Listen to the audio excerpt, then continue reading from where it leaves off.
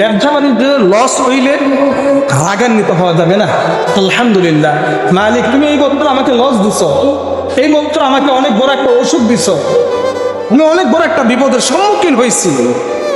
আলহামদুলিল্লাহ আল্লাহ, তুমি যেটা ভালো মনে করছো এটা দিছ।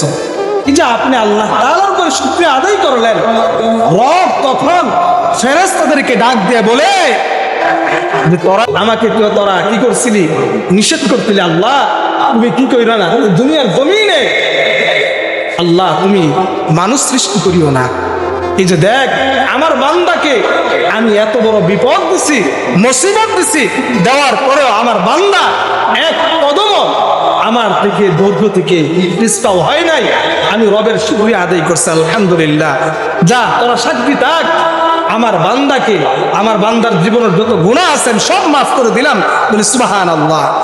আমার বান্দার যেটা প্রয়োজন আমি সব দিয়ে দিলাম, সুবহানাল্লাহ।